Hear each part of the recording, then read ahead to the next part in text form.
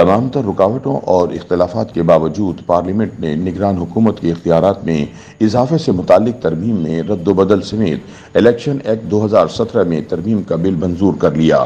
قانون بن جانے کے بعد آنے والی نگران حکومت پہلی بار اضافی اختیارات استعمال کرنے کی مجاز ہوگی۔ ترمیم کے تحت نگران حکومت کو روز مرہ کے ساتھ ہنگامی نوعیت کے معاملات کو دیکھنے کا اختیار بھی حاصل ہو گیا ہے۔ نگران حکومت کو حاصل اضافی اختیارات کے مطابق حکومت پہلے سے جاری پروگرام اور منصوبوں سے متعلق فیصلے کر سکے گی۔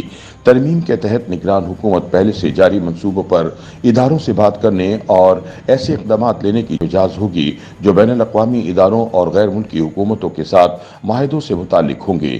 نگران حکومت کو دو فریقی اور سہ فریقی معاہدہ کرنے کا بھی اختیار ہوگا۔ البتہ نگران حکومت کے اختیارات میں اس اضافے کے باوجود اس سے پابند بنایا گیا ہے کہ وہ کوئی نیا عالمی معاہدہ نہیں کر سکے گی۔ نئی ترمیم کے تحت نگران حکومت کے اختیارات میں اگرچہ اضافہ کیا گیا ہے لیکن وہ پھر بھی محدود ہی ہوں گے۔ نگران حکومت کوئی نیا معاہدہ نہیں کر سکے گی۔ ترمیم کے تحت نگران حکومت کو ملک کی معیشت کے بہتر مفاد سے متعلق ضروری فیصلے کرنے کا اختیار ہوگا۔ نگران حکومت ایسے اقدامات کرنے کی مجاز ہوگی جو بین الاقوامی اداروں اور غیر ملکی حکومتوں کے ساتھ معاہدوں سے متعلق ہوں۔ نگران حکومت کے اختیارات سے متعلق پارلیمنٹ کے اجلاس میں خاصی بحث ہوتی رہی اور حزب اختلاف کے علاوہ حکومت کے اتحادی رہنماؤں نے بھی اس پر تحفظات کا اظہار کیا۔ پیپلز پارٹی کے سینیٹر رضا ربانی نے کہا کہ نگران حکومت کے اختیارات کو مزید بڑھانا درست نہیں ہے۔ اجلاس کے دوران اظہار خیال کرتے ہوئے انہوں نے کہا کہ نگران حکومت کو جو اختیارات دیے جا رہے ہیں وہ یہ پارلیمنٹ منتخب وزیر اعظم کو بھی نہیں دے سکتی۔ انہوں نے کہا کہ سامراج کے بازو مروڑنے کے طریقے بدل دیے گئے ہیں اور آج ہمیں آئینی اسکیم بدلنے پر مجبور کیا جا رہا ہے۔ پی ٹی آئی کے سینیٹر علی ظفر نے نگران حکومت کو اضافی اختیارات دینے کی مخالفت کرتے ہوئے کہا کہ نگران حکومت منتخب حکومت کی جگہ نہیں لے سکتی۔ ان کے بقول اگر نگران حکومت کے اختیارات سے متعلق شق ختم نہ کی تو اسے سپریم کورٹ ختم کر دے گی۔ واضح رہے کہ منگل کو حکومت نگران سیٹ اپ کو مزید اختیارات دینے کا بل پارلیمنٹ کے مشترکہ اجلاس سے منظور کرانا چاہتی تھی، تاہم اعتماد میں نہ لیے جانے پر اتحادی جماعتوں اور حزب اختلاف کے اراکین نے ترمیم منظور کرنے سے انکار کر دیا تھا۔ بدھ کی صبح انتخابی اصلاحات کمیٹی کا ایک وضاحتی اجلاس ایاز صادق کی صدارت میں بلایا گیا جس میں اتحادی جماعتوں کے اراکین اور حزب اختلاف کو اعتماد میں لینے کی کوشش کی گئی، تاہم پی ٹی آئی اور جماعت اسلامی کے تحفظات برقرار رہے اور انہوں نے اس بل کی حمایت نہیں کی۔ کمیٹی اجلاس کے بعد ایاز صادق نے کہا کہ نگران حکومت کو لامحدود اختیارات دینے کا تاثر غلط ہے۔ انہوں نے کہا کہ کمیٹی اجلاس میں اس بات پر اتفاق رائے ہوا کہ نگران حکومت کو جاری معاہدوں پر عمل درآمد کا اختیار دیا جانا چاہیے۔ خیال رہے کہ الیکشن ایکٹ میں انتخابات سے متعلق بھی متعدد ترامیم کی گئیں جس کے تحت عملے کو انتخابی نتائج کو بروقت پہنچانے کا پابند بنایا گیا۔